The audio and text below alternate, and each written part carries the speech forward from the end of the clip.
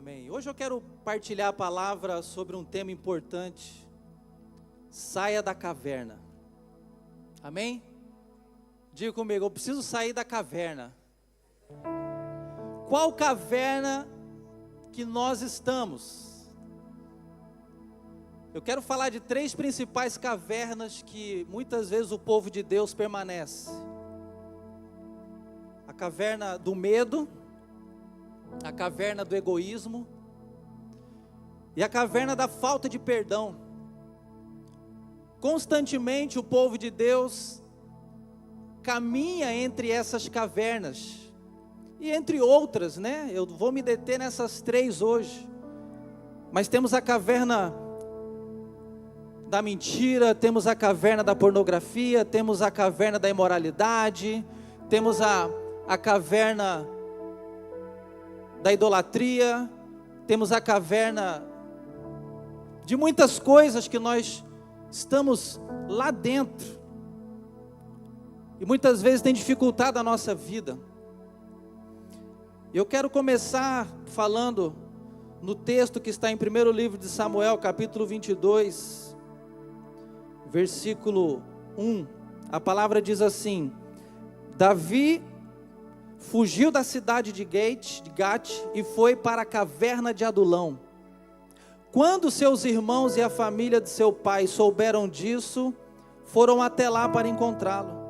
Também juntaram-se a ele todos os que estavam em dificuldade, os endividados e os descontentes, e ele se tornou líder deles. Havia cerca de 400 homens com ele. Então, nessas situações que nós nos encontramos, ou nós vencemos a situação que nós estamos, ou nós somos derrotados por ela. Ou você vence essa tempestade, ou você vence saindo desta caverna, vencendo este problema, ou você será destruído por ele. Porque eu sempre digo isso nas minhas pregações: o inimigo que você poupa aqui hoje, ele vai te destruir lá na frente. O inimigo que você não vence, não destrói e não pisa na cabeça dele hoje, lá na frente ele aparece para te destruir. Então a caverna é um lugar onde as pessoas vão, muito principalmente antigamente, elas vão fugindo sempre de alguma coisa, um lugar de refúgio, um abrigo.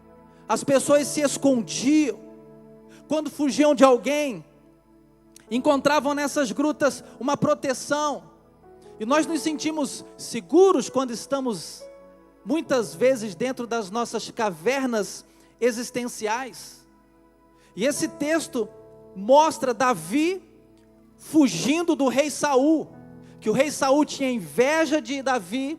Davi era um guerreiro que pelejava por Saul, mas pela inveja que o rei Saul tinha, ele começou a perseguir Davi. E Davi, fugindo da perseguição injusta do rei Saul, ele se esconde dentro dessa caverna de Adulão. E lá, juntamente com ele, outras pessoas vão chegando, endividados, com depressão, fugidos. E a Bíblia fala que Davi se torna líder desses 400 homens que estavam lá.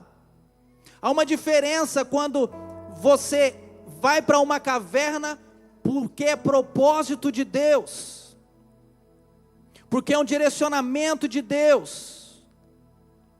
Então todo aquele que procurava uma caverna, ou que procura uma caverna, hoje a caverna é o nosso quarto,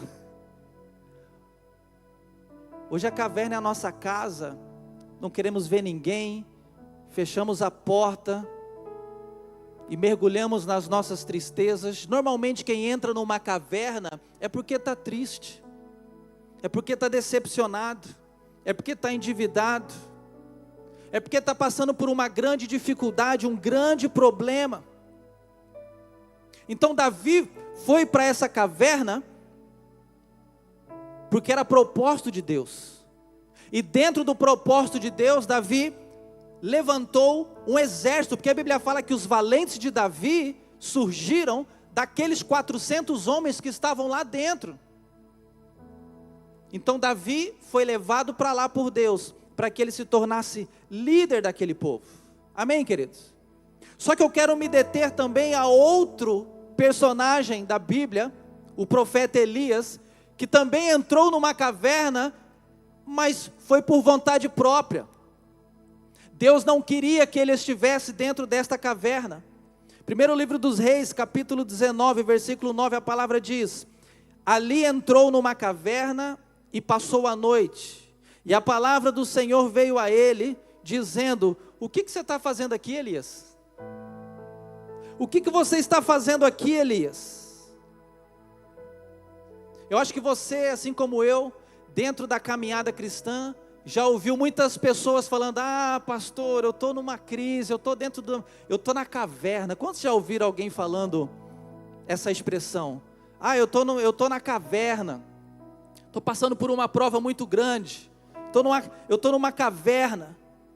Então, olhando esse texto, dá para nós percebermos que há uma diferença entre a caverna que Davi entrou e a caverna que o profeta Elias entrou. Há uma diferença, uma prova que Deus está permitindo que nós passemos, porque Ele quer nos aperfeiçoar, porque Ele quer usar a nossa vida para envolver outras pessoas, para curar outras pessoas. Davi foi usado dentro da caverna para ser bênção para outras pessoas, como instrumento de bênção para outras pessoas.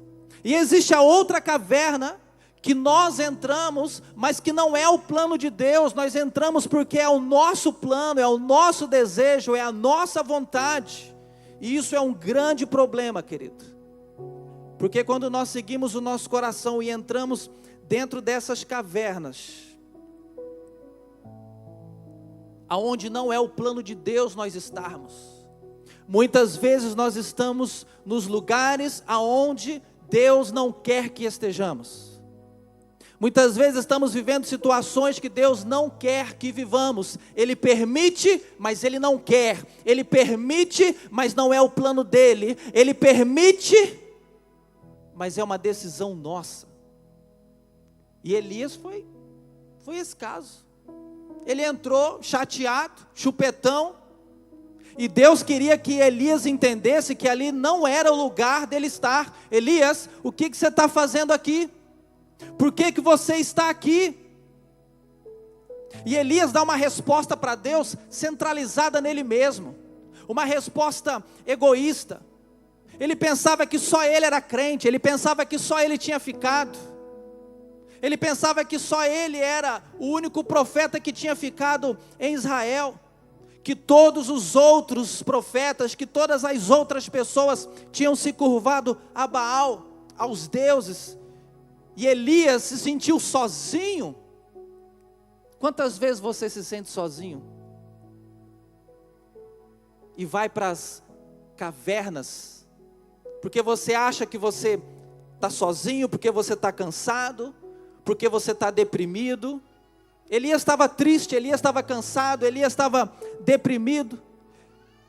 Ele passou ali por um momento de autocompaixão e medo da rainha Jezabel, que era a esposa do rei Acabe. Você conhece a história? Rei Acabe, rei de Israel, casou com Jezabel, uma mulher de outra nação, que adorava outros deuses, e Deus tinha dito: olha, não se case com as mulheres estrangeiras, porque elas vão fazer com que vocês adorem e tragam os deuses dessas outras nações para dentro de Israel. E foi o que aconteceu, muitas vezes. Esse caso do rei Acabe foi um deles. E essa resposta de Elias: estou sozinho, Deus, sou o único crente nessa cidade,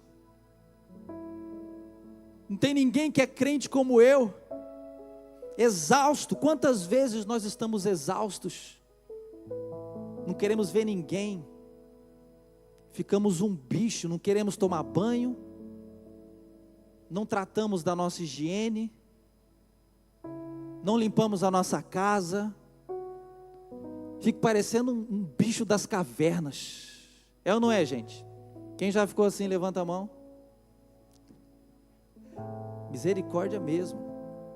Mas a pessoa não consegue reagir.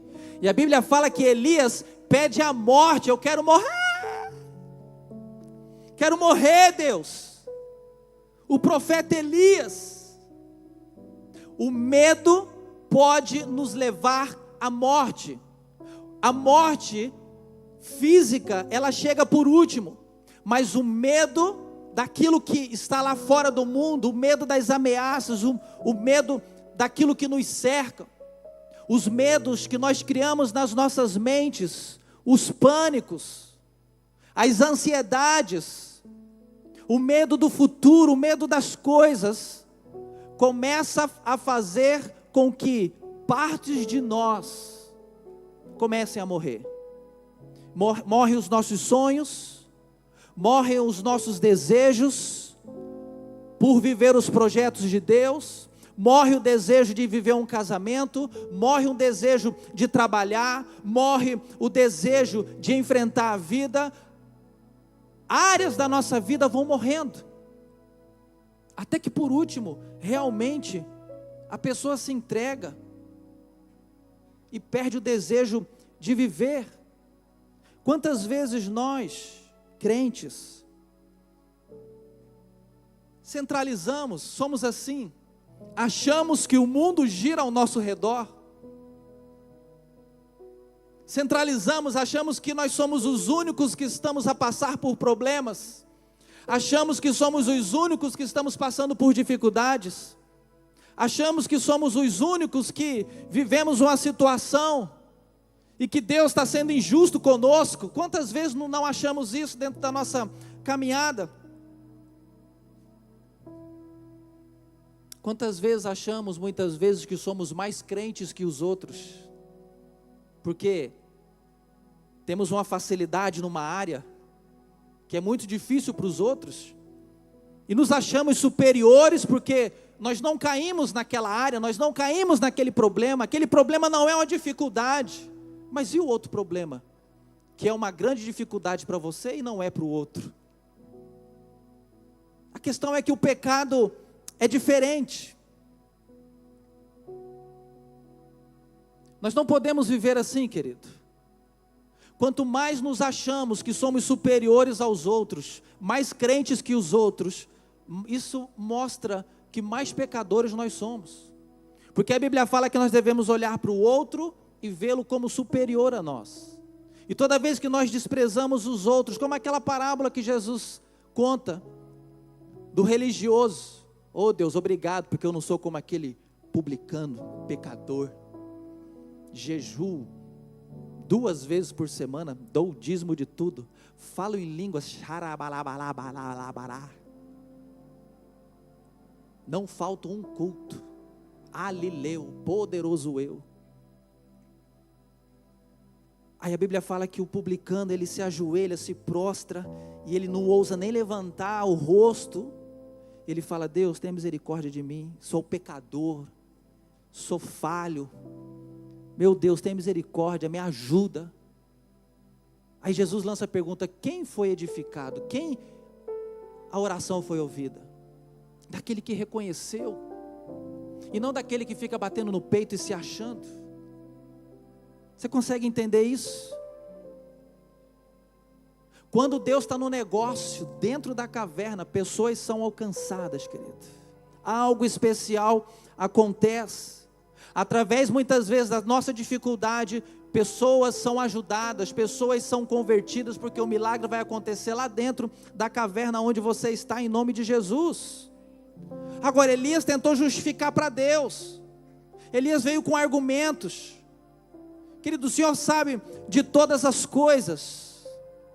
Ele não está interessado nas nossas desculpas, Ele não está interessado nas nossas justificativas. Às vezes nós queremos justificar, explicar para Deus o porquê nós estamos na caverna, o porquê nós permanecemos na caverna. Queremos justificar, queridos, são desculpas verdadeiras, são coisas reais, mas são desculpas. São situações que Deus está falando: ok, é verdade, mas vamos sair daí? É verdade, mas que decisão você está tomando para não permanecer nessa situação? Ah, é verdade, você foi decepcionado, é verdade, você foi traído, é verdade, a luta está grande, é verdade, tudo que você está falando é verdade, mas e aí?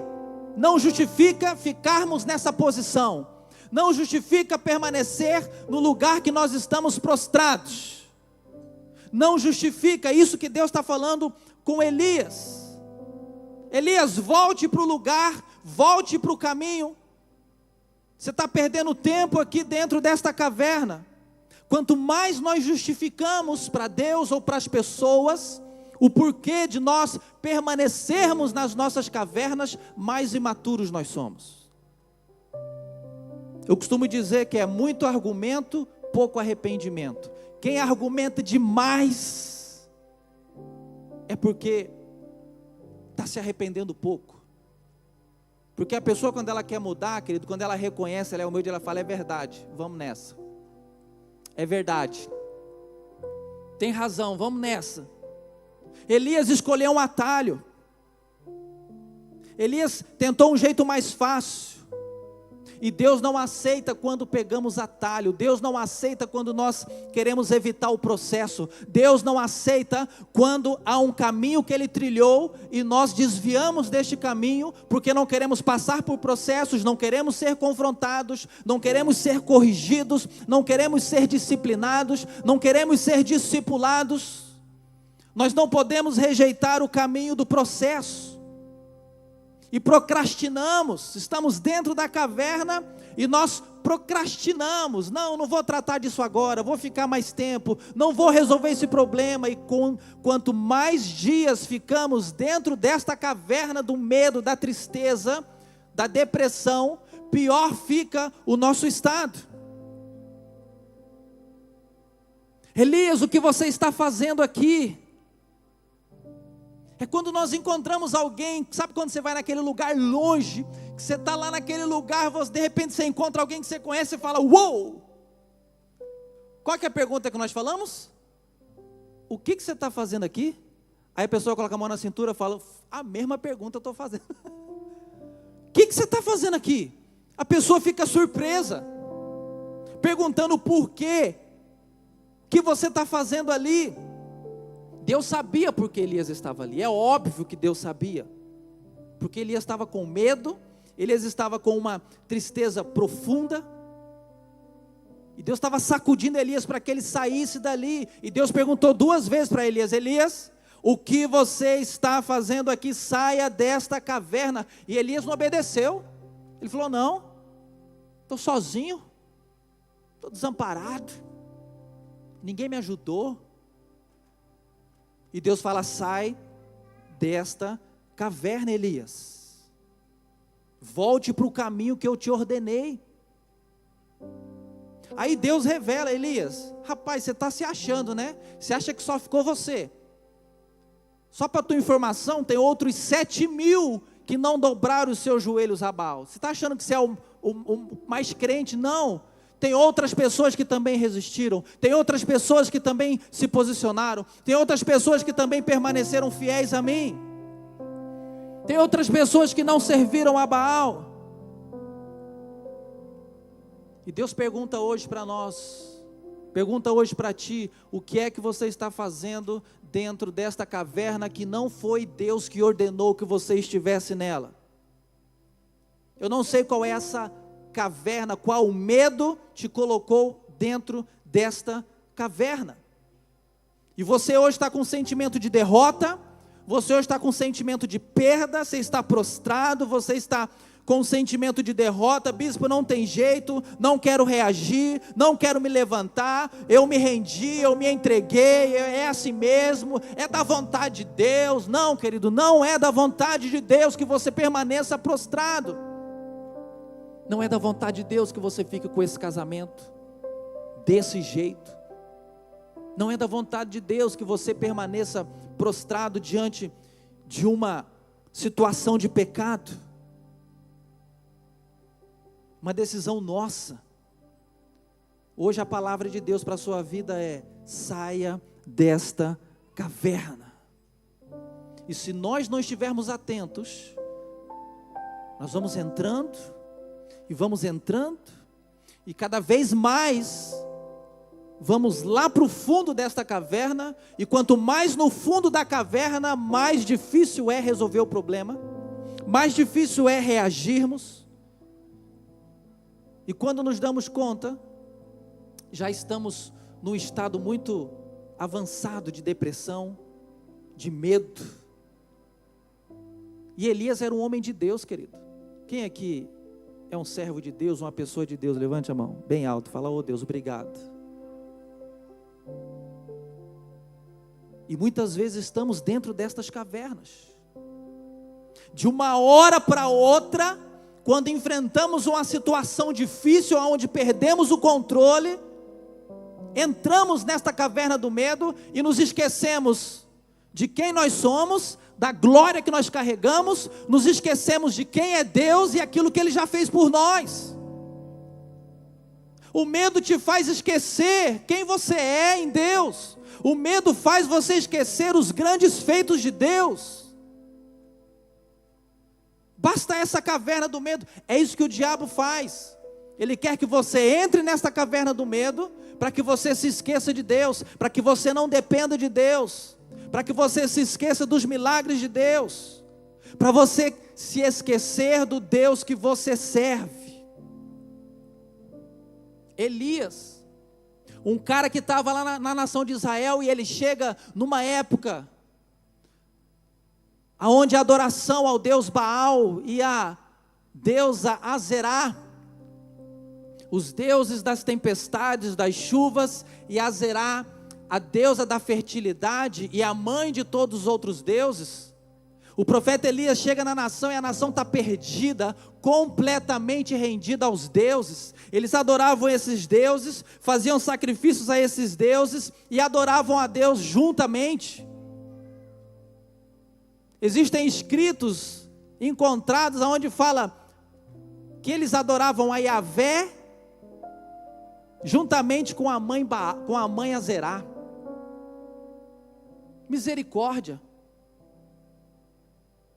E o rei fica sabendo que o profeta Elias está lá, e eles se encontram de longe. O rei acaba e diz assim: é você, Elias, perturbador de Israel? É você que está trazendo esse caos?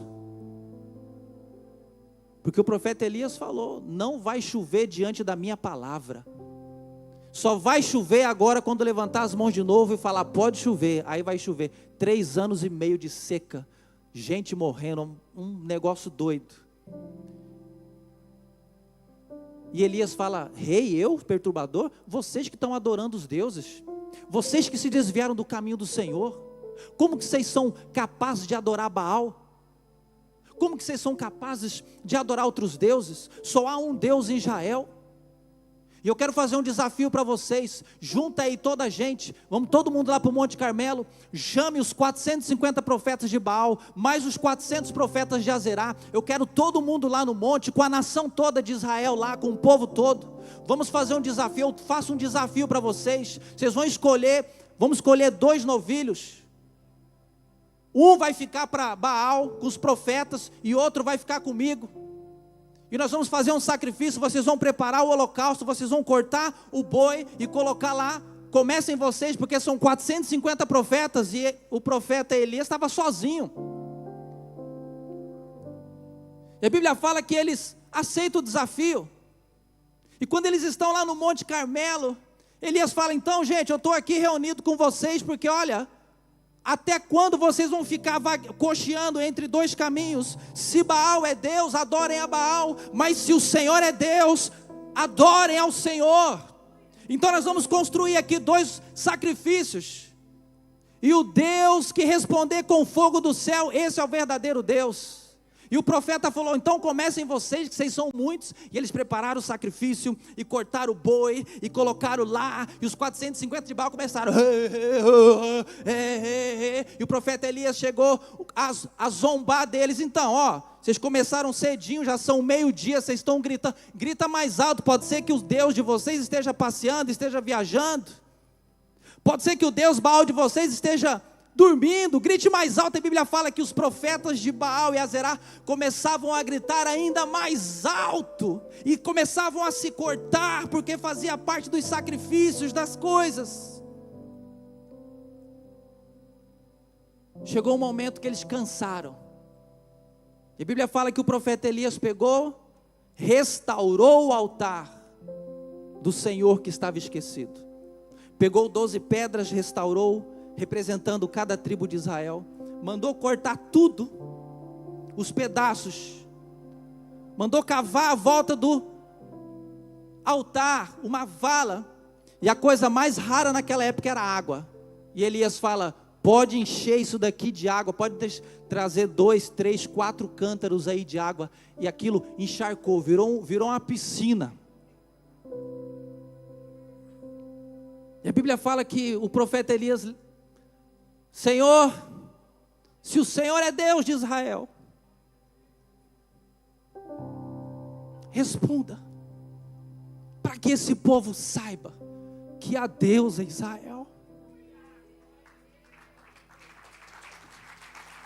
E a Bíblia fala que mal ele terminou de orar, desceu um fogo do céu e consumiu o holocausto, consumiu a lenha, as pedras, secou toda a água. A Bíblia fala que todo o povo se prostrou de joelhos, com o rosto em chão, e começaram a gritar: só o Senhor é Deus, só o Senhor é Deus.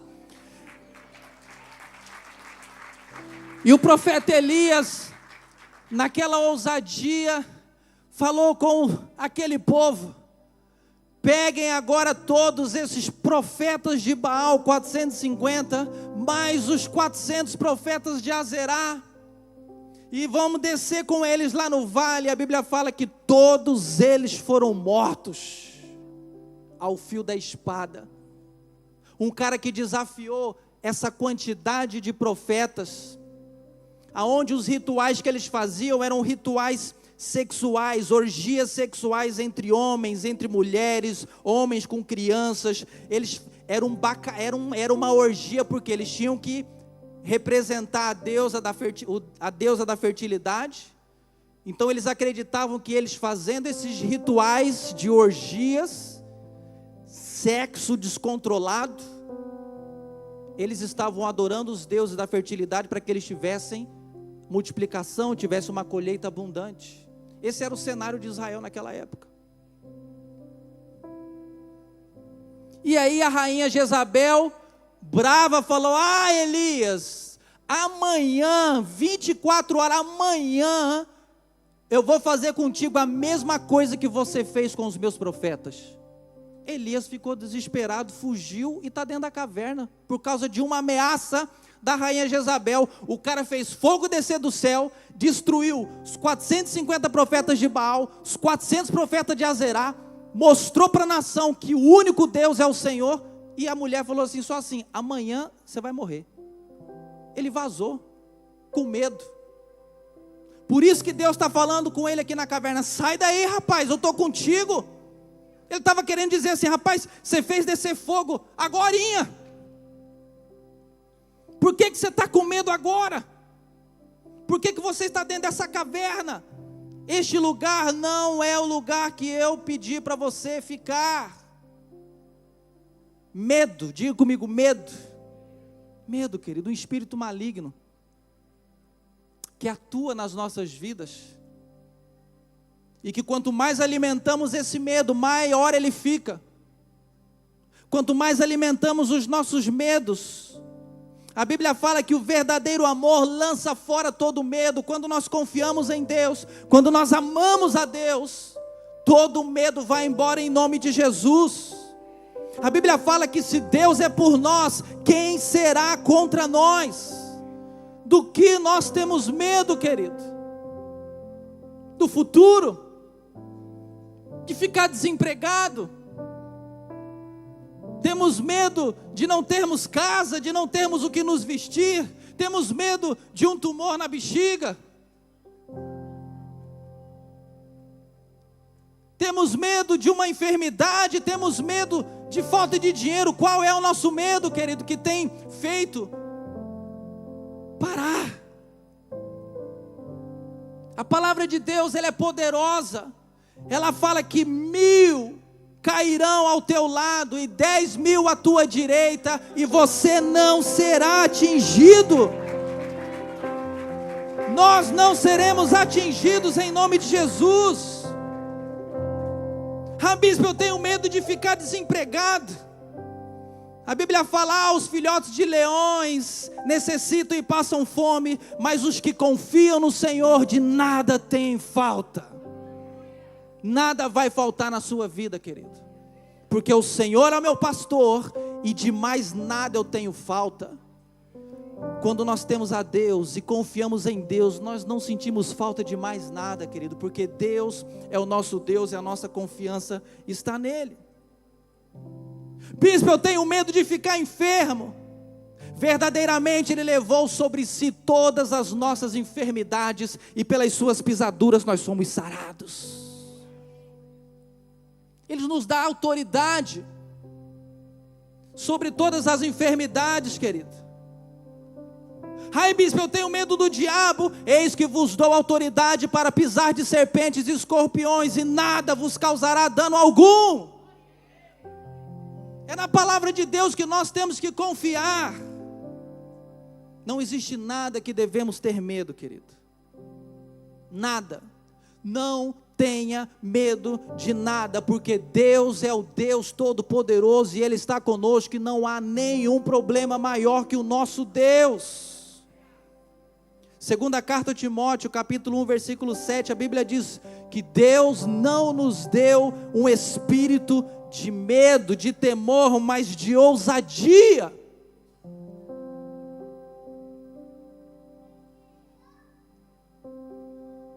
De poder, de amor e de equilíbrio.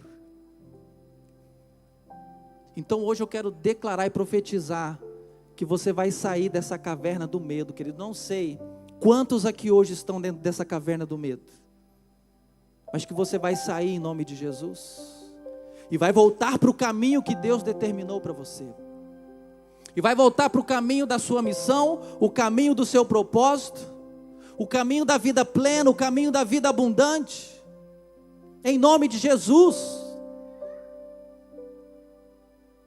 A outra caverna do medo, a outra caverna que muitas vezes estamos é a caverna do egoísmo. Nos fechamos dentro dessa caverna e nos preocupamos apenas com a nossa vida e esquecemos das pessoas, esquecemos da igreja, esquecemos da nossa missão, esquecemos de todo mundo que está à nossa volta. Por quê? Porque nós pensamos apenas em nós mesmos, nós pensamos apenas na nossa vida. Falamos que amamos as pessoas, mas na hora que precisamos colocar em prática, não colocamos. E não adianta falarmos da boca para fora aquilo que a palavra diz. Quando vem o necessitado, a gente fala, vai em paz, Deus te abençoe, querido. Não! Quando as pessoas precisam de algo, nós precisamos ser resposta para estas pessoas. Dentro da nossa missão, dentro do propósito de Deus, dentro da nossa casa. Aí sabe o que fazemos? Como o profeta Jonas, outro profeta, profeta Elias e o profeta Jonas, que Deus falou, Jonas, vá pregar lá em Nínive que eu quero salvar aquela nação. O profeta falou, não, está repreendido, Deus, em nome de Jesus. Aquela nação não, eles são cruéis, nós somos inimigos mortais, eu quero é que eles vão para o inferno, o Senhor está querendo que eu vá lá pregar para eles, eu quero que eles morram e são queimados por quinto dos infernos, Deus. E Deus fala, rapaz, vai lá, aquela nação precisa ser salva. E o profeta Jonas falou, não é possível, eu vou orar para o Senhor mudar de ideia. A Bíblia fala que Jonas resistiu, e ele não foi para Nínive, aonde ele tinha que ir. Ele foi, pegou um barco e foi para Tarsus, que é aqui para o lado da Espanha, aqui da Europa. Ele fugiu para longe. Fugiu para longe. Para o sentido oposto. Ele quis fugir da ordem de Deus, ele quis fugir do propósito de Deus. Muitas vezes nós estamos fugindo do propósito de Deus, fugindo da missão que Deus nos chamou e ficamos, não Deus, espera, ainda não é tempo, não Deus, eu estou fazendo isso primeiro, ah não Deus, deixa eu realizar esse sonho primeiro, ah não Deus, deixa eu primeiro fazer isso, ah não Deus, deixa eu primeiro fazer aquilo, e continuamos dando desculpas para o chamado de Deus. E você sabe que todos nós fomos chamados por Deus e damos desculpas, entramos na caverna do egoísmo,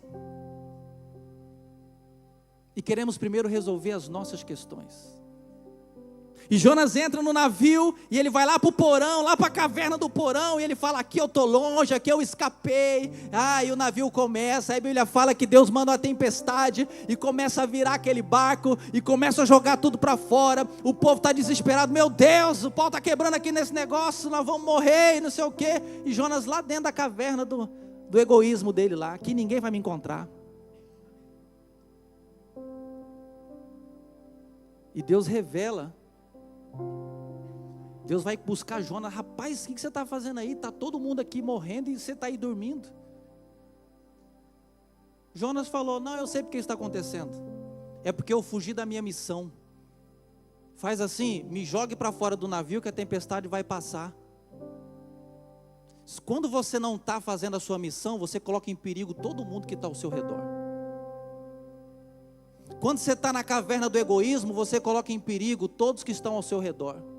Porque quase que um navio todo ia afundando e gente morrendo por causa do egoísmo de uma pessoa que deveria estar posicionada e não está. Quantas pessoas se perdem, quantas decisões erradas as pessoas tomam por causa do nosso egoísmo.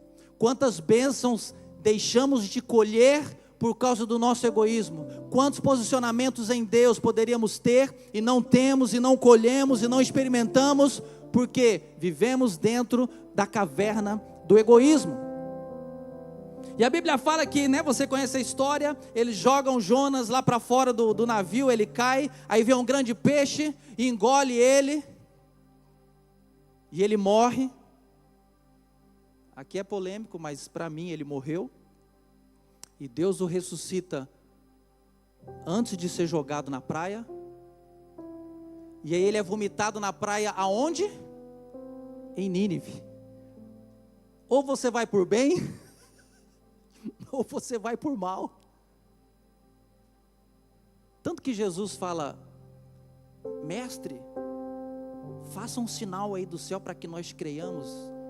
Ele fala, o único sinal é o sinal de Jonas. Assim como ele ficou 3 dias dentro do grande peixe, assim também o Filho do Homem precisará ficar 3 dias lá, aonde? Aí ele vai, imagina você chegar numa cidade, numa nação, que era uma nação poderosa, e pregar para um povo que você não quer pregar. Foi a pregação mais chumbrega. Acho que ele pregou assim, ó, gente, se arrependa aí, porque senão vocês estão lascados, hein? Se arrependa aí. A Bíblia fala que a cidade era tão grande que ele caminhava 3 dias para atravessar a cidade. A Bíblia fala que ele prega, aquela pregaçãozinha, sem querer pregar, e sabe o que acontece? Toda a nação se converte ao Senhor. A Bíblia fala que até os animais jejuavam. Todo mundo vestiu o pano de saco, todo mundo se arrependeu, meu Deus, Deus. Aí sabe o que acontece? O profeta Jonas sai da cidade e fala, eu quero morrer porque esse povo se arrependeu. Ele pediu a morte, eu quero morrer, Deus, porque eu nem preguei direito, eu preguei sobre insegurança e medo e eles aceitaram. Eu preguei a primeira lição do manual de célula sem estudar e eles aceitaram Jesus. A Bíblia fala que ele ficou lá querendo a morte, aí naquele calorão, aí Deus permitiu que uma planta nascesse, fizesse uma sombra, aí quando a planta morreu, ele ficou bravo, pô Deus, como que você tira essa planta que estava fazendo sombra para mim? Deus fala, rapaz, você está preocupado com a planta e não está preocupado com esse povo? Diga comigo, egoísmo. Muitas vezes estamos dentro dessa caverna, não queremos servir as pessoas, não queremos contribuir na igreja, não queremos ser fiel naquilo que Deus nos chamou para fazer, não queremos doar o nosso tempo, não queremos doar o nosso abraço, não queremos doar o nosso conselho, não queremos doar nada, nós só queremos receber. Venha a nós o teu reino, seja feita a minha vontade. Porque fazer a vontade de Deus está quieto. Quantos de nós estamos aqui, a paz do Senhor, bispo, mas é egoísta, é forreta, tem escorpião no bolso, não quer ajudar ninguém. Pega na mão do crente aí, pega aí, olha para ele assim, fala: hoje o pastel é por minha conta.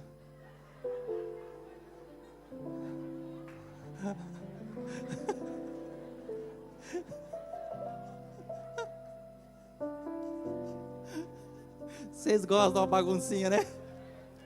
Vanusa, hoje nós vamos ganhar, Vanusa. Nós vamos pagar o ecrã todo, só hoje. Quando você compra o pastel, você ajuda a pagar a prestação do LED, tá bem? Então, por favor, compre o pastel. Não é compre o batom, é compre o pastel. Seu filho merece o pastel. Quantas vezes nós estamos nessa caverna, na mesma caverna que Jonas entrou, querido? Não vou pregar para aquele fulano, não vou ajudar porque eu quero que ele se lasque, eu não vou fazer isso no meu casamento porque eu quero, sei lá, querido. Sentimento terrível que alimentou o profeta Jonas. O profeta, Deus falava com ele. Quantas vezes essa voz também alimenta o nosso eu? Vivemos uma rotina evangélica, mas não vivemos o cristianismo. E é isso que nós precisamos rever. Não entre nessa caverna, querido. Saia dessa caverna, fuja. O egoísmo prende a pessoa de tal forma, que ela usa até a palavra de Deus para justificar o seu egoísmo. Cada um dará conta de si. Quantas vezes usamos versículos para justificar as nossas cavernas? Quem ama, querido, e pratica a palavra de Deus, quer que todos cresçam, quer que todos multipliquem, quer que todos vivam a plenitude de Deus, gosta e ama ver os outros crescendo. Sabe um princípio de prosperidade que nós precisamos viver? Você precisa entender que quando você tiver essa atitude, você está no rumo certo para prosperar. Quando você fizer festa com a conquista do outro, quando você se alegrar quando o teu irmão prosperar. Meu Deus, fulano trocou de carro, que bênção! Meu Deus, o fulano comprou uma casa, maravilha! Meu Deus, fulana casou antes de mim, glória a Deus, agora é minha vez. Se alegre quando o teu irmão prosperar. Se alegre quando as pessoas ao seu redor tiverem uma vitória. Se alegre, querido.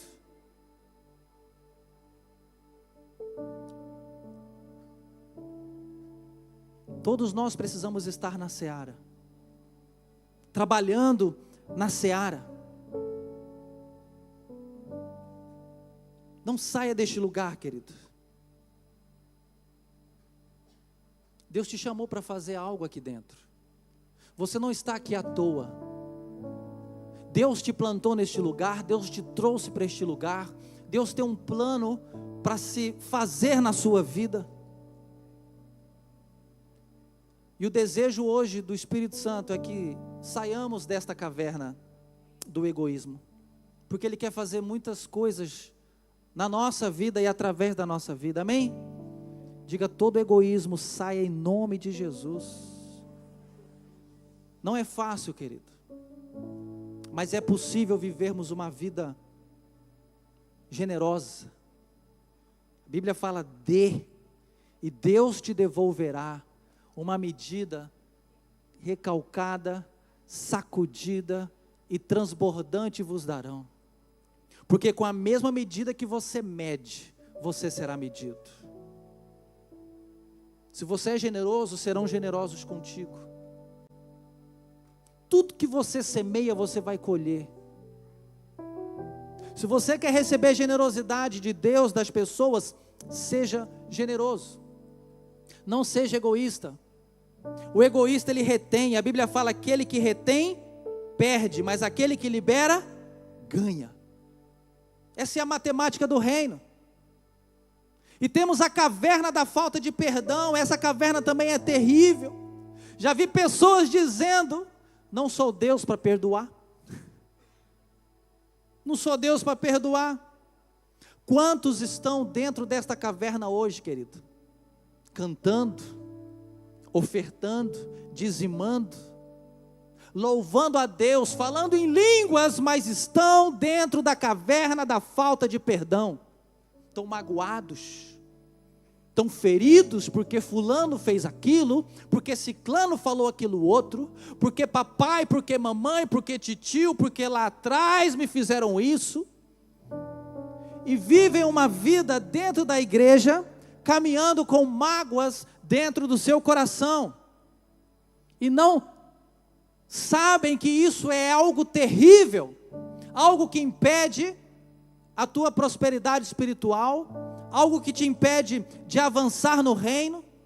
Gente que odeia, gente que deseja mal.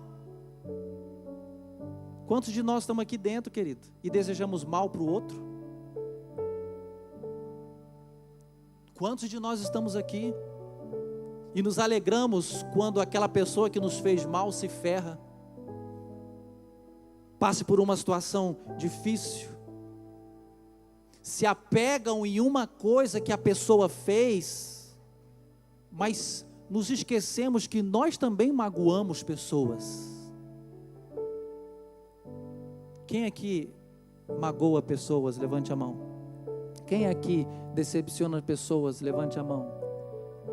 Querido, quem somos nós para negar perdão? Quem somos nós para negar algum perdão? Quem somos nós para carregar mágoa de alguém? A pessoa que não libera perdão é porque ela se acha perfeita e ela quer ser juiz da pessoa. E a Bíblia fala que nós seremos julgados pela mesma medida que nós estamos julgando os outros. Então, se você é rigoroso aqui com as pessoas, se você é rigoroso, não vou te perdoar. Ah, Deus está lá anotando. Ah, então é desse jeito que eu vou te julgar quando chegar aqui em cima. Eu te pergunto, quantos aqui querem ser julgados por Deus da mesma maneira que você julga os outros? Levante a mão. O negócio mudou. Aleluia! É ou não é? É mais fácil falar sobre perdão do que perdoar. As pessoas falam de perdão bonito, mas na hora que tem que perdoar, você fala bonito de perdão até chegar a tua vez de ter que perdoar. Dentro de casa, quando o teu cônjuge faz aquela asneira e te decepciona, aquela briga matinal, que a pessoa fala: você me perdoa? Não perdoo. Não te perdoo. Enfia esse perdão dentro da panela. Tem crente que fala. Quem já falou isso? Levanta.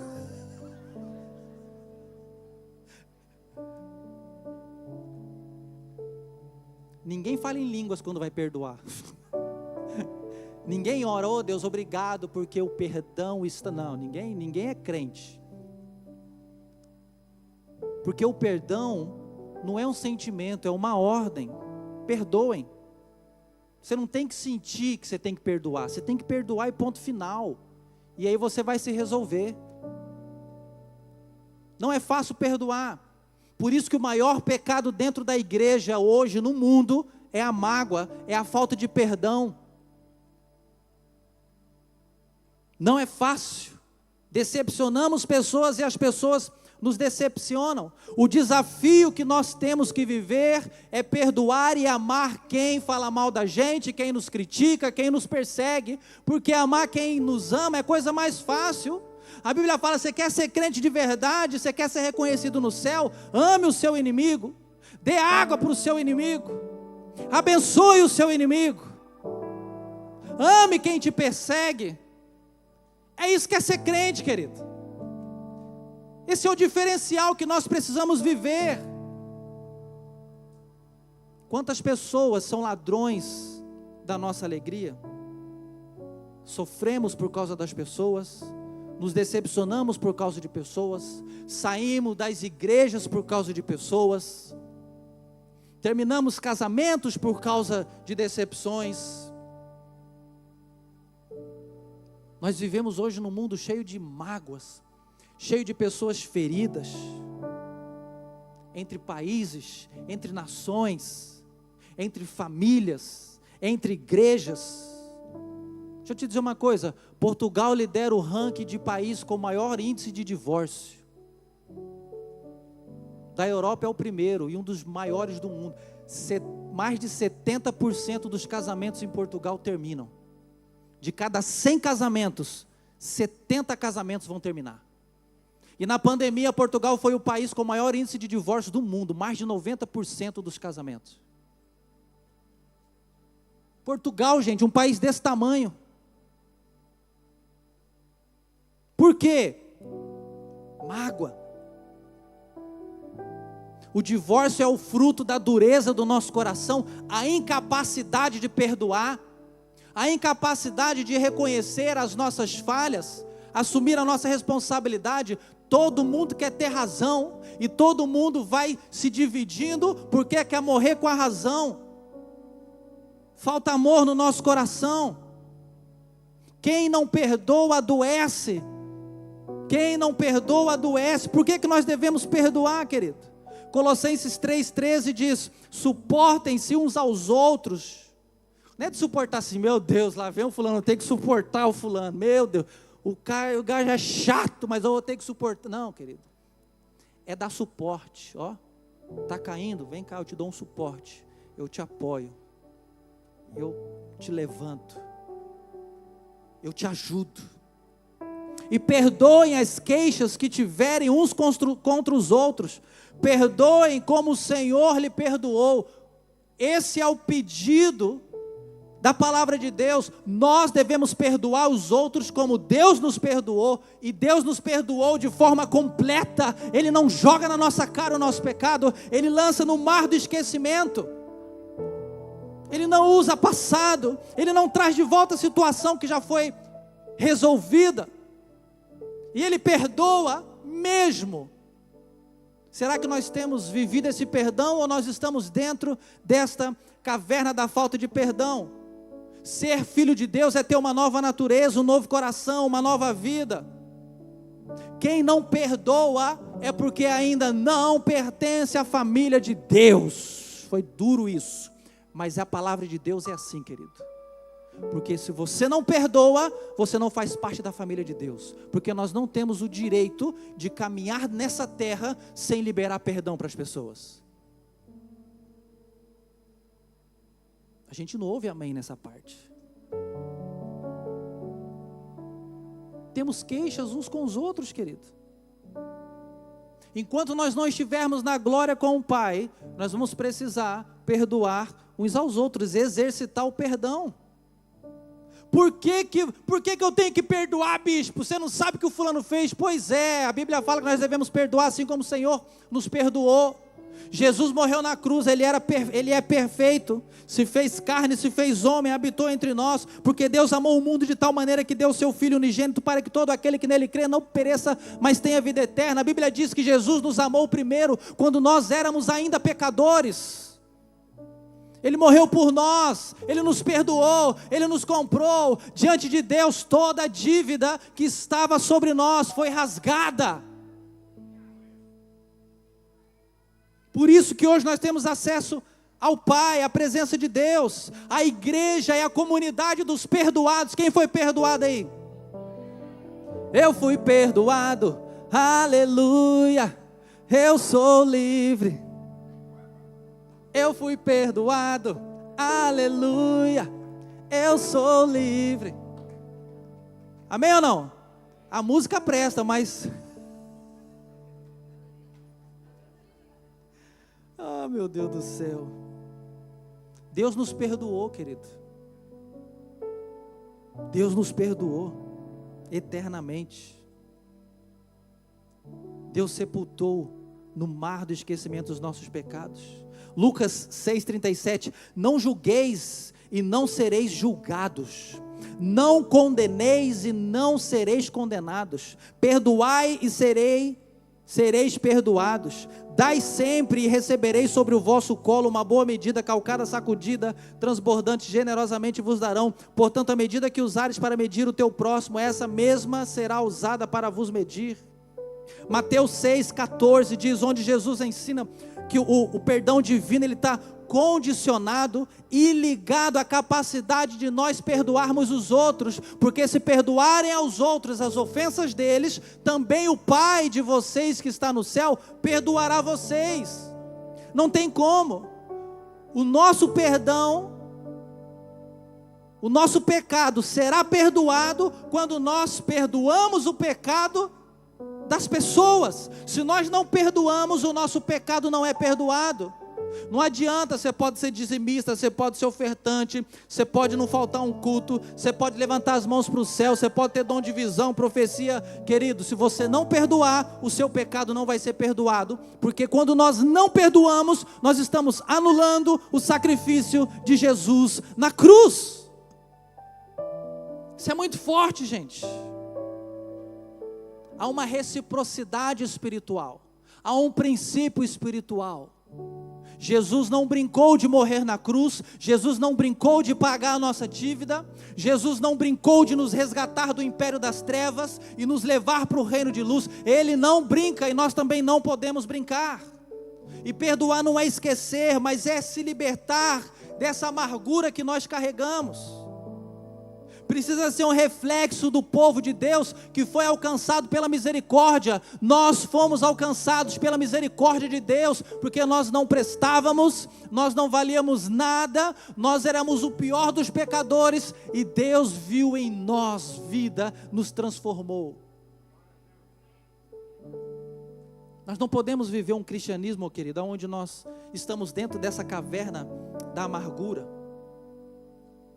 Então essa mensagem de Deus enfatiza isso, liberar o perdão, para que você não se torne prisioneiro, rancoroso, ressentido, para que você prospere, para que você tenha a sua alma livre, para que você avance no reino de Deus, porque só entende de luta quem passa pela luta, só entende de misericórdia quem precisou de misericórdia. Só entende de perdão quem foi perdoado. Quando nós encontramos alguém de coração duro, que não consegue perdoar, que não tem misericórdia do outro, que não consegue entender a fraqueza do outro, é porque até hoje ela está levando uma vida perfeita. Nós não somos perfeitos, querido. Todos pecaram e carecem da glória de Deus. A Bíblia fala, não deixe o sol se pôr sobre a sua ira, levante, resolva, para que aquilo não se torne numa raiz de amargura e depois venha contaminar a muitos. Resolva. Você que é casado, brigou, resolva, tenta resolver no mesmo dia. Não durma sem ficar resolvido. E se não ficar resolvido, quando for dormir, porque está proibido dormir no sofá, amém, casados? Quem pega o travesseiro e vai dormir no sofá, o diabo já está lá te esperando. O diabo fala, vem cá, o diabo vem aqui. O diabo já está aqui, ó. Vem. Vem que eu estava te esperando. Porque homem de verdade, mulher de verdade não dorme no sofá, querido. Assume e resolve o problema. Mas se não conseguir resolver todo o problema, pelo menos fala assim, boa noite, eu te amo. Nós estamos chateados, mas amanhã nós vamos resolver esse problema. Amém ou não? Aí pega já aqui assim e você...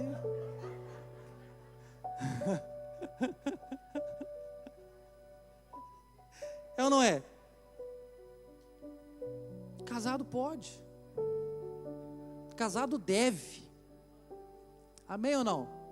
Não é fácil nós perdoarmos quando estamos chateados, de cabeça quente, querido. Quantas vezes nós pecamos? Quantas vezes nós pecamos e pedimos perdão para Deus?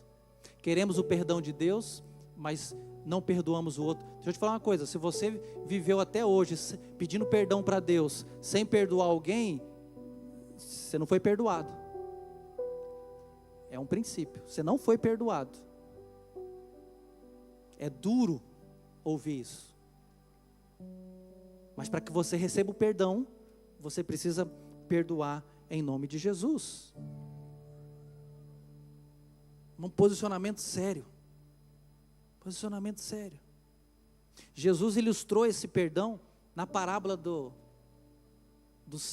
daquele rei que perdoou a dívida.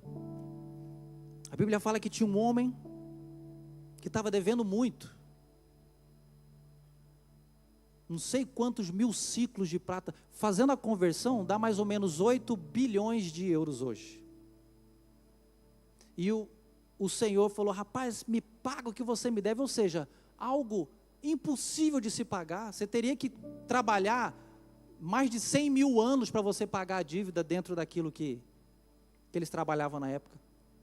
A Bíblia fala que esse servo por favor, tem misericórdia, me ajuda, eu não consigo, por favor, perdoe minha dívida, não tem como eu pagar. Aí o Senhor fala: tá bom, você está perdoado, está liberado, não vou mais te cobrar essa dívida.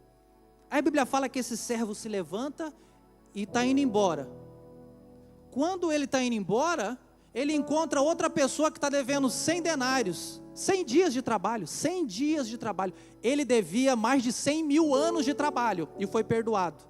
Aí ele encontrou no caminho um que devia 100 dias de trabalho, pegou o cara me paga aquilo que você me deve, chacoalhou o homem. O cara fala: por favor, tenha compaixão, tenha misericórdia, tenha paciência, eu vou pagar tudo, agora eu não tenho, por favor. E ele: não quero saber. Aí aquele povo que testemunhou ele recebendo o perdão, falou: rapaz, o cara foi perdoado aqui de mais de 100 mil anos de trabalho e não quer perdoar o cara que... Aí eles foram lá para o Senhor, falou: rapaz, não tem o servo que você perdoou agora aqui, de uma dívida impagável? Encontramos ele ali, não tendo misericórdia do outro que devia só um pouquinho. Aí ele falou: chama ele de volta. Aí o cara foi apresentado de novo para o Senhor.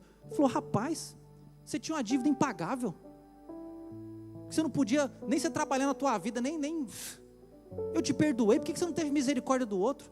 Então, já que você não teve misericórdia do outro, agora você vai trabalhar, você vai ficar aqui até você pagar cada centavo. A Bíblia fala que ele foi levado, preso, e enquanto ele não pagou, ou seja, ele não ia pagar. Jesus está ilustrando como é o reino de Deus. O que vai acontecer? Se nós que recebemos a misericórdia e o perdão através do sacrifício de Jesus, não perdoarmos os outros, no dia do juízo final, vai acontecer isso. Rapaz, por que você não perdoou o fulano? Eu te perdoei. Então por que você não perdoou? Você vai lá para o lugar que é mais quente. Mas Senhor, nós curamos em teu nome. Mas Senhor, nós expulsamos demônios em teu nome. Mas Senhor, nós fizemos milagres em teu nome. Pois é, apartai-vos de mim que eu não vos conheço, vocês que praticam a iniquidade. Vocês não perdoaram, vocês deveriam perdoar. Não é vida de igreja que salva, é quando vocês cumprem o meu princípio. Acabou. Não é rotina religiosa que salva a gente, é o fruto do Espírito lá no nosso caráter, na nossa intimidade. Quando nós perdoamos de fato, nem todos aqueles que me dizem Senhor, Senhor, entrarão no reino de Deus, mas aqueles que fazem a vontade do Pai, aqueles que obedecem. Então nós não estamos aqui para cumprir uma rotina de domingo, nós estamos aqui para aprendermos a cumprir os princípios da palavra de Deus. Esse é o desejo. Nós precisamos sair desta caverna da falta de perdão, porque quem recusa perdoar traz sérios prejuízos. A Bíblia fala lá em Marcos 11:25, e quando vocês estiverem orando, se vocês souberem que alguém tem alguma coisa contra vocês, perdoem, para que o Pai de vocês que está no céu perdoem as ofensas de vocês. A Bíblia fala que se você sabe que tem alguém, que tem alguma coisa contra, deixa a oferta aqui, não traga ainda, deixa a oferta aqui, vai lá primeiro, resolva com a pessoa, resolveu? Amém. Olha, eu quero liberar perdão para a sua vida, eu quero pedir perdão, não te perdoo, ok, você não quer perdoar, mas eu estou te pedindo perdão, lavei minhas mãos, então está aqui. Aí a Bíblia fala, volte, pegue a sua oferta e coloque no altar, porque quem traz a oferta, o seu dízimo, com mágoa de pessoas, querido, o seu dinheiro só vai pagar a conta da igreja, mas não está sendo recebido nos céus, porque é um princípio, antes de Deus aceitar a sua oferta, Ele precisa aceitar você, a ponto de que Deus aceitou Abel e a sua oferta, e recusou Caim e também a sua oferta. Então não basta você trazer aqui, querido, você tem que ter o teu coração também no altar. Primeira carta de Pedro 3,7, do mesmo modo vocês maridos, sejam sábios no convívio com suas mulheres, e tratem-nas com honra, como parte mais frágil e co-herdeiras do dom da graça da vida, de forma que não sejam interrompidas as suas orações. O homem que maltrata a esposa, o homem que é grosseiro, a Bíblia fala que as suas orações, elas são impedidas de ser ouvidas por Deus. Maridos, se você trata mal a sua mulher, se você não faz massagem no pé dela, se você não libera o cartão, com limite, é lógico, até vintão pode gastar. Se você é grosso, se você é estúpido, se você maltrata, se você agride, se você não honra a sua esposa, a Bíblia fala que as suas orações não passam do teto, elas são impedidas de serem ouvidas. Se a Bíblia fosse escrito hoje, estaria homem e mulher, porque a mulherada hoje está brava, velho. Isso vale para as mulheres também. Hoje em dia vale para as mulheres também. Que nós estamos com uma leva de mulherada aí que eu vou te falar, viu? É mulher tomando whey protein, que meu Deus do céu. Uma mulherada brava que eu vou te falar, viu? Não importa se o cara tem 2 metros, ele se rende.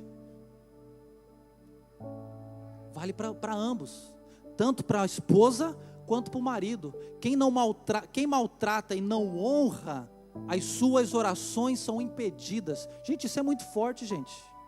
Isso é muito forte. Quem não perdoa não pode adorar, é aquilo da oferta. Quando você traz uma oferta para o Senhor, você está adorando o Senhor. Ele está falando, não vou aceitar uma oferta que você me traga, sem que você não resolva primeiro as situações que você tem por resolver. Resolve primeiro, depois você vem adorar, se reconcilie primeiro, depois você vem aqui entregar alguma coisa no altar. Quem não perdoa não será perdoado. Quem não perdoa adoece. Quem não perdoa anula o sacrifício de Jesus na cruz. Quem não perdoa anula a graça de Jesus. Hebreus 12:14 diz, esforçai-vos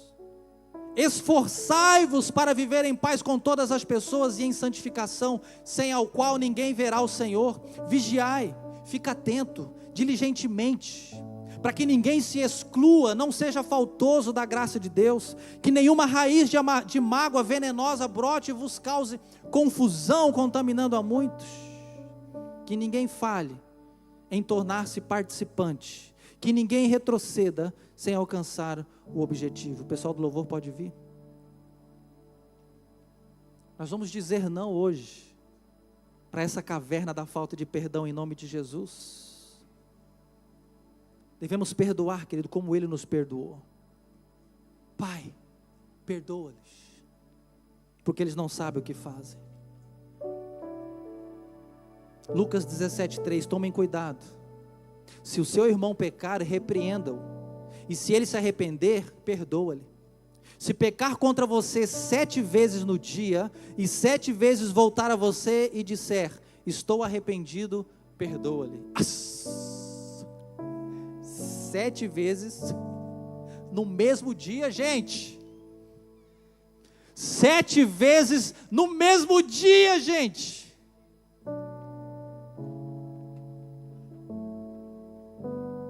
perdoa-lhe. Mestre, temos que perdoar quantas vezes? 7 vezes? Porque tinha um limite. Jesus falou, não apenas 7, mas 70 vezes 7. Jesus está citando as 70 semanas de Israel, as 70 semanas de Daniel. Ou seja, está falando, você tem que perdoar até Jesus voltar. Então você tem que perdoar até Jesus voltar. Diga comigo, eu tenho que perdoar até Jesus voltar. 70 vezes 7. Sempre. Nós não podemos ser injustos. Aquela mulher adúltera, você conhece a história. Foi lançada lá no meio do povo como um objeto. Mas ela foi tratada por Jesus como alguém que merecia amor, misericórdia. Pedro falou, mestre, mesmo que todos te neguem, traiam, eu não vou te trair. Ô Pedrão, antes que o galo cante, tu me negarás 3 vezes, rapaz.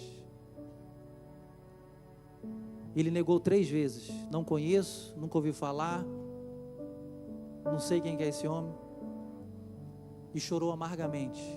E Jesus foi lá depois de ressurreto, preparou uma fogueira,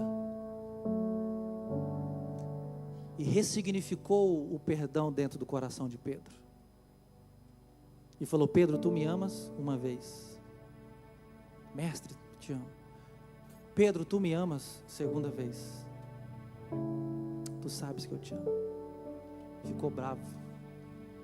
Pedro, tu me amas? Pela 3ª vez. Por quê? No mesmo ambiente onde tinha uma fogueira, onde Pedro falou, não conheço, não sei quem é, não quero saber esse homem, blá, blá. No mesmo ambiente de uma fogueira, Pedro falou, eu te amo, tu sabes que eu te amo. 3 vezes ele negou, e 3 vezes Jesus perguntou para que ele esquecesse daquilo. Jesus sempre vem restaurar a nossa vida, querido.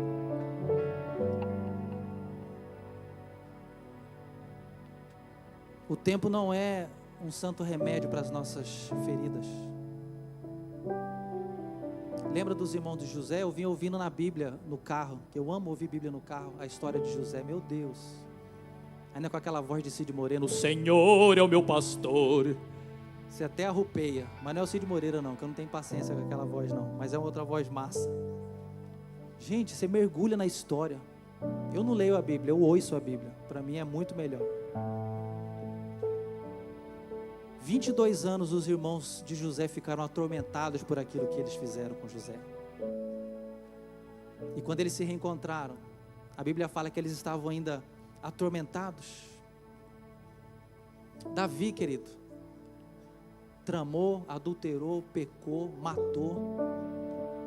Enquanto eu me calei, os meus ossos adoeceram. Ele recebeu perdão também, querido.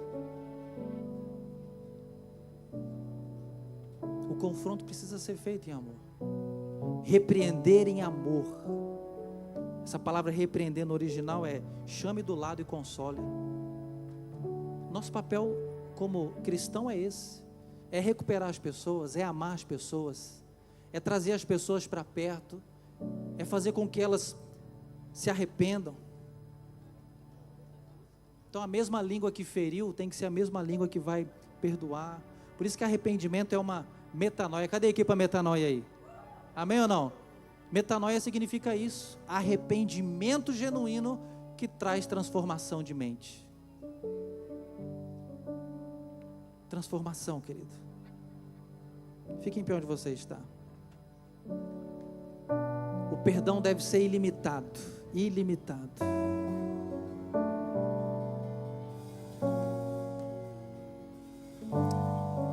O Espírito Santo quer nos ensinar, querido, o que é ter misericórdia.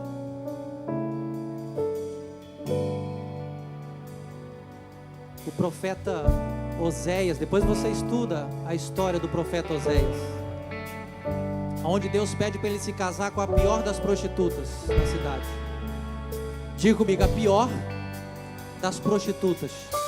Deus pediu para um profeta se casar com a pior das prostitutas, para que a nação de Israel visse aquilo que a própria nação estava a fazer com Deus. E a Bíblia fala: Oséias, você vai se casar com a pior das prostitutas e você não vai proibi-la de se prostituir. Imagina o profeta: vai, meu amor, pode se prostituir. E outra, Oséias, você vai ter que andar de mão dada com ela na cidade, desfilando. Imagina, gente.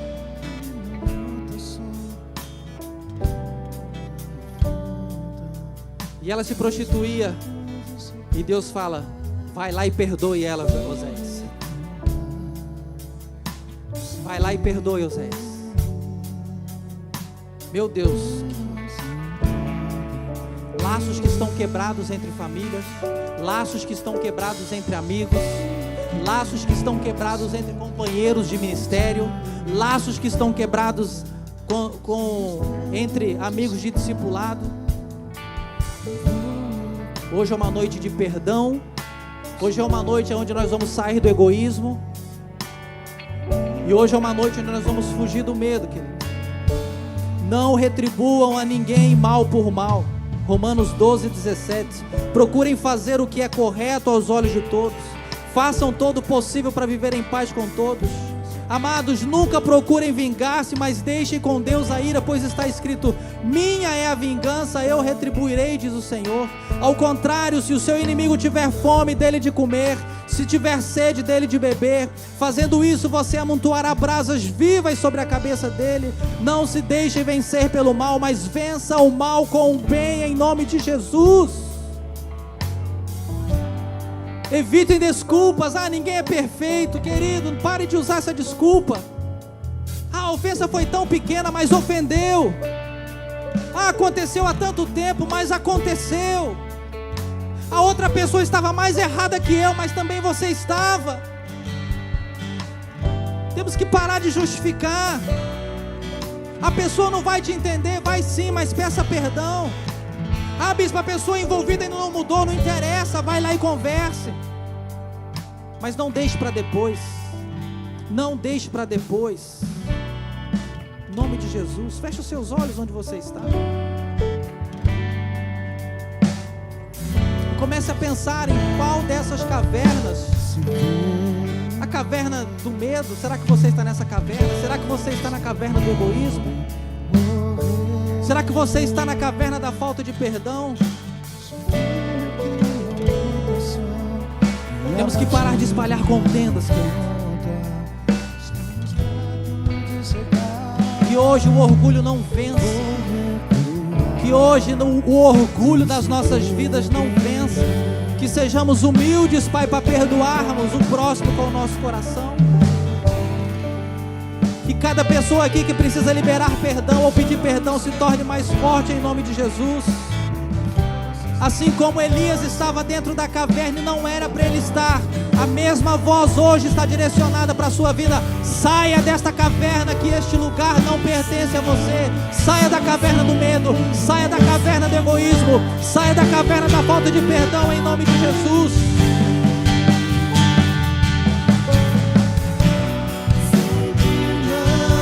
Estou sozinho nessa guerra, Ele luta por mim. Se você quiser sair do seu lugar e vir aqui à frente orar, você que está numa luta, você que está diante de uma tempestade, você que se encontra num lugar de decisão, você que quer liberar perdão hoje para alguém e até hoje não tem conseguido, Deus hoje vai te ungir com uma unção especial, poderosa. Não tenha vergonha, sai do teu lugar. Tome uma decisão, tome um passo de fé nessa noite em nome de Jesus. Não recue. Não recuarei, nada temerei. Comigo está o Senhor, comigo está o Senhor. Não recuarei, nada temerei. Comigo está o Senhor. Ele está contigo, creia isso em nome de Jesus. Senhor.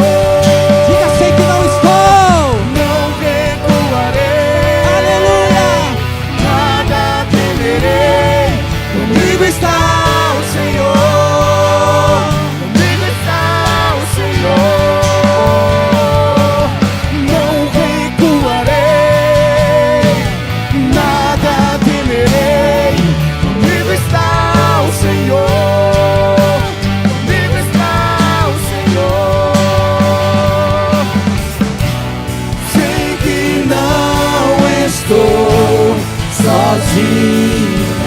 Você não está sozinho nessa luta.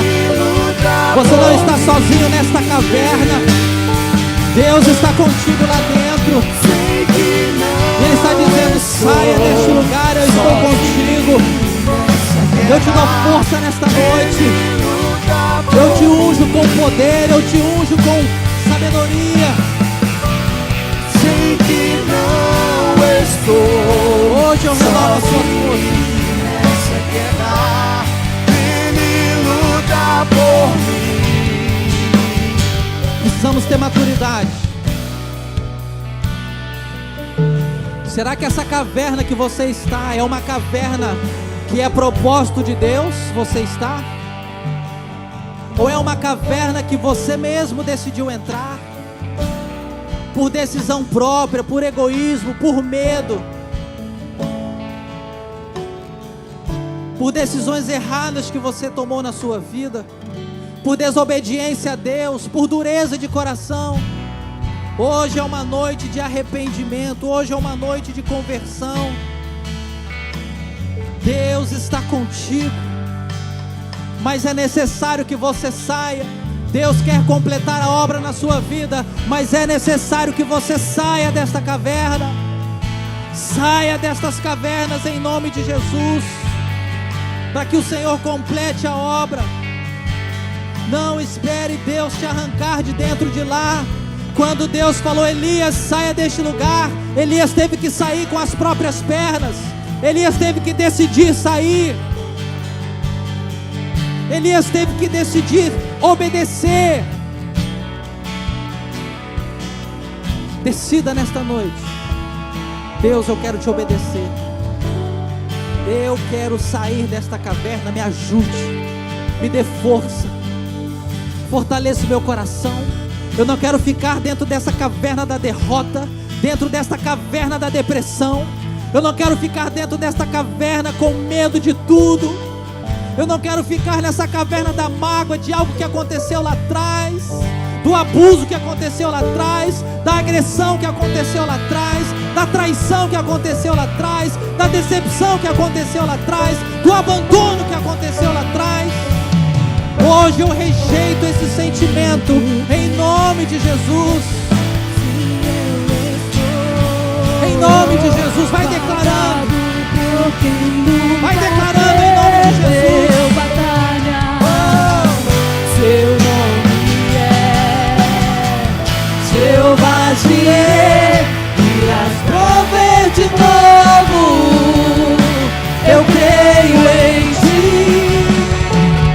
Haja o que houver, venha o que vier, irás prover de novo. Eu creio em ti. Eu não vivo do que vejo, vivo do que creio. Irás prover de novo. Eu creio em ti. Levante as mãos. Declare isso bem forte. E o vento forte não vão roubar a minha fé em ti, meu Deus. A tempestade e o vento forte não vão roubar a minha fé em ti, meu Deus. Em ti, meu Deus. Em ti, meu Deus. Aleluia. Temer porque se eu estou guardado por quem nunca perdeu batalha. Seu nome é Jeová Jireh, irás prover de novo. Eu creio em ti. Haja o que houver, Venha o que vier, venha o que vier, irás prover de novo. Eu creio em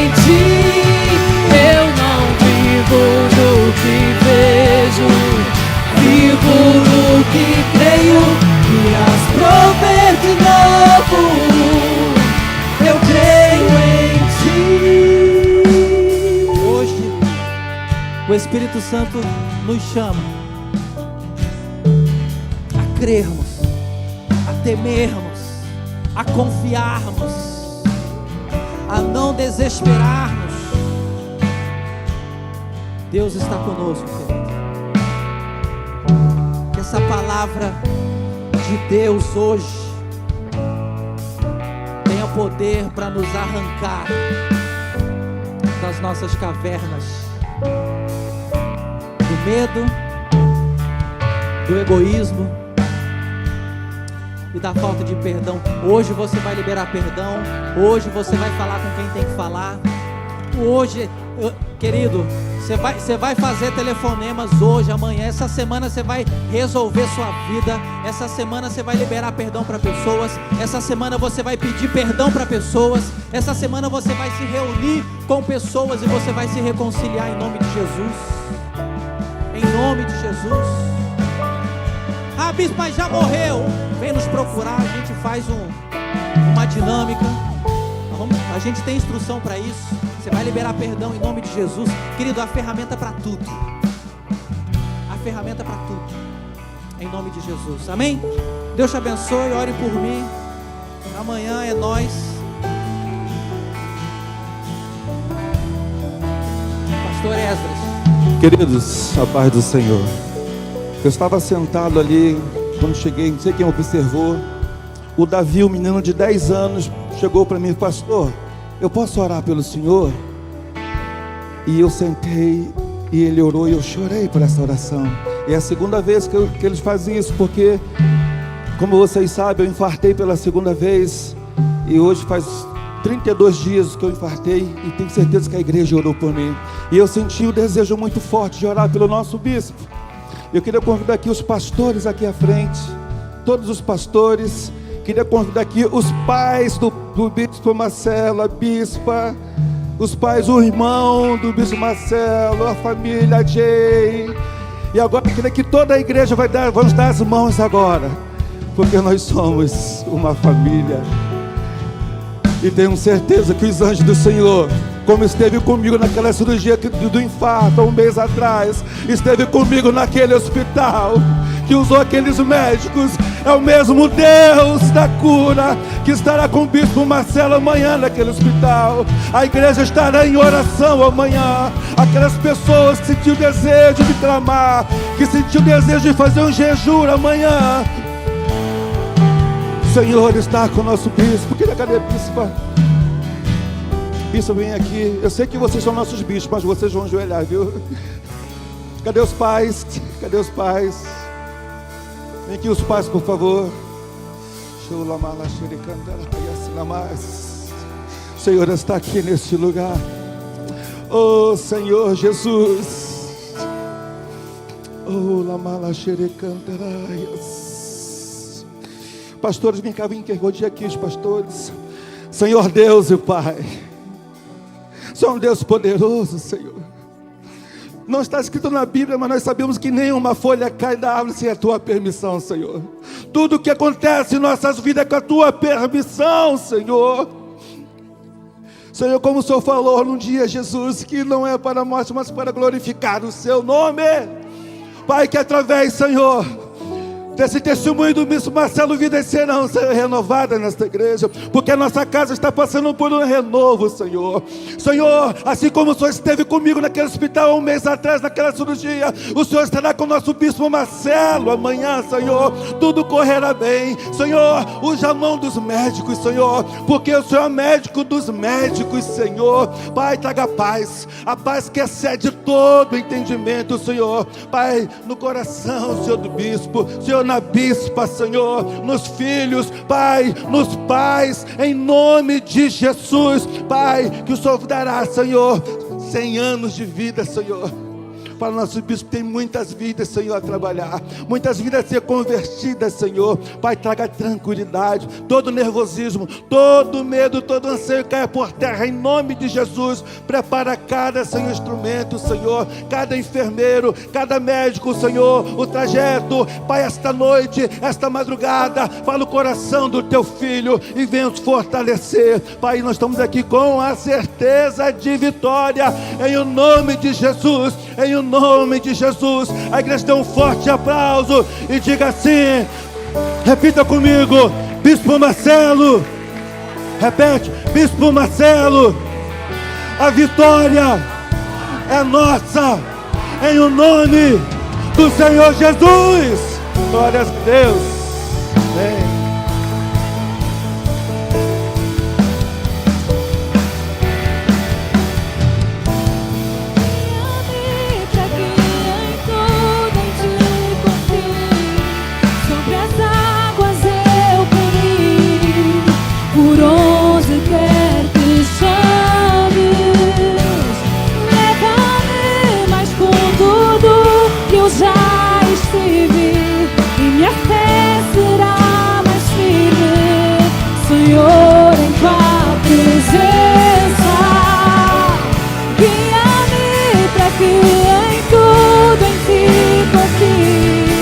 Sobre as águas eu caminhe, por onde quer que chames, e leva-me mais fundo do que eu já estive. Minha fé será mais firme, Senhor, em tua presença.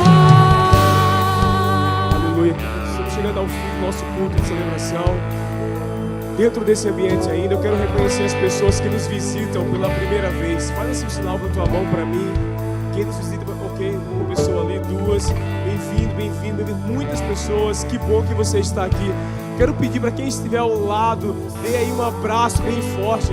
Nossos convidados não podem sair daqui com menos de 10 abraços ali ao fundo aqui. Eu não estou apontando aqui no meio. Aleluia, bem-vindos, queridos, à nossa família, a família Sara, nossa terra.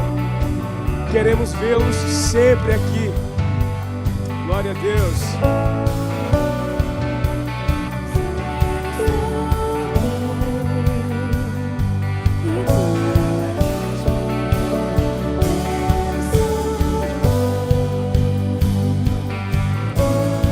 Amém. Glória a Deus. Para finalizarmos nosso culto, eu tenho rápidos avisos.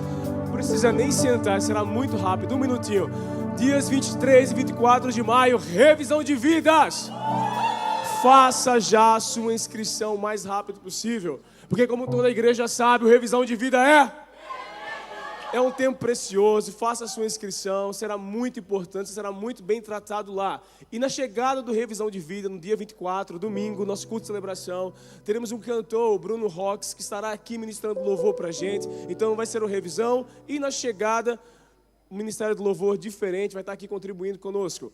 E no final de semana a seguir, 30 e 31 de maio, nós teremos o revisão de vidas para adolescentes, a partir dos 12 anos. Então, dos 12 aos 17, ok? Teremos essa assistência para os nossos adolescentes. E no final de semana seguinte, pode passar para o próximo aviso, nós teremos o Acampa Kids, 6 e 7 de junho. Então, teremos 3 eventos consecutivos, ok? Para adultos, para adolescentes e para crianças. 6 e 7 de junho, dos 7 aos 12 anos. Então, papais e mamães, para ontem, faça já a sua inscrição. Deixa eu dizer uma coisa muito importante, queridos. Esses eventos não têm a finalidade de trazer caixa para a igreja, o recurso para a igreja. Não. É para investir na tua vida, porque é o contrário. Nós investimos do caixa da igreja, os líderes investem muito recurso e tempo para que esses eventos aconteçam, para abençoar e edificar a igreja. Teremos assistência para todas as faixas etárias, crianças dos 7 aos 12, adolescentes dos 12 aos 17 e dos 18 para cima, para os adultos, revisão de vidas. Então será um final de semana onde a liderança estará dando o seu melhor em jejum, em oração, em preparação, em programação, para que esses eventos aconteçam. A gente respira depois um mês, depois de 3 eventos, e em julho, 10, 11 e 12, Acampamento Arena Jovem Blackout 2.0. Então vai ser um evento super importante também. Serão 4 finais de semana que nós teremos de muitos eventos que toda a igreja precisa estar envolvida. Se você não vai participar pessoalmente em um desses eventos, invista na vida de alguém que vai. Apadrinhe uma criança, apadrinhe um adolescente que não tem condições de ir. Abençoe, procure os líderes. Diga assim, líder, eu quero contribuir com a revisão de alguém, eu quero contribuir com o acampamento de alguém. Faça parte disso. Esses eventos que eu estou anunciando aqui, o Arena Blackout, né, o acampamento, eu fiz a minha inscrição em janeiro. Minha e da minha esposa. Do Acampa Kids eu fiz há um mês atrás do meu filho. Então a gente já vai os líderes se organizando e investindo 6 meses antes para que o evento comece a acontecer. Então é muito importante que você participe ativamente da programação da igreja, porque é para a nossa edificação. Amém, queridos? Mais algum aviso? Não? O Expo Fé, vem cá, Gi.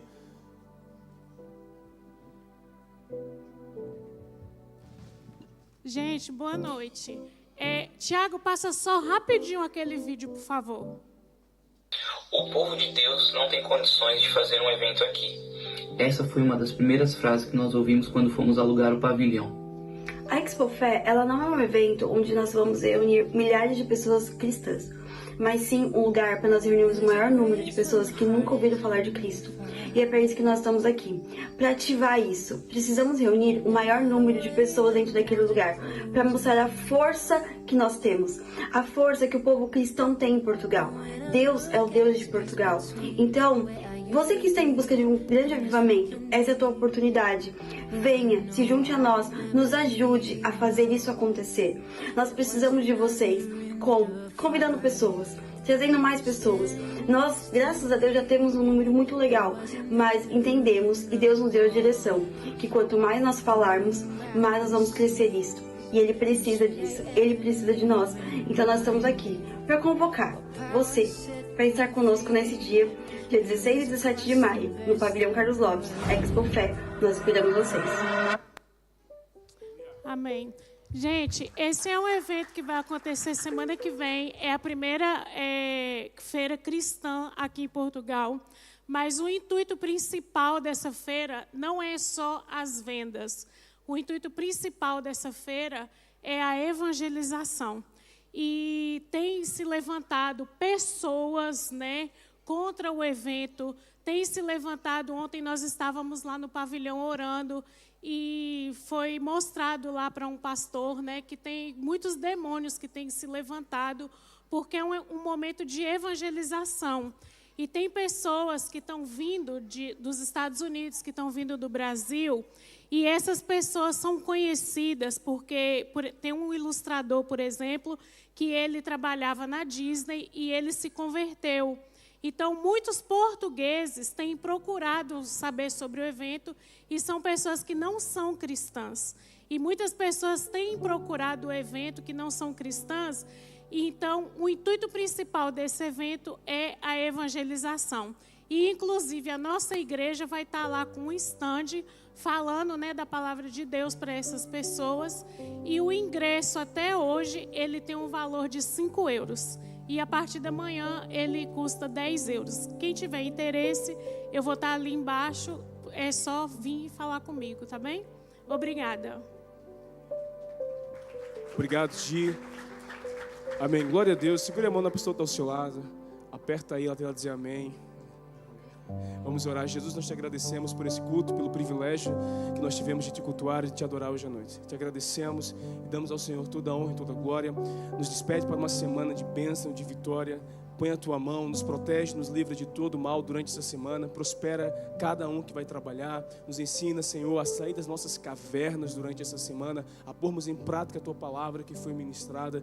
Nos ensina, Jesus, a vivermos não pelas notícias que estão à nossa volta, mas pelo que o Senhor diz ao nosso respeito. Te damos toda a honra e toda a glória. E toda a igreja diz amém. Levante suas mãos com o amor de Deus o Pai, a graça de Jesus o Filho, a doce comunhão e consolação do Espírito Santo seja sobre a tua vida, hoje e sempre. Deus te abençoe. Agora sim, um forte aplauso ao Senhor. Amém.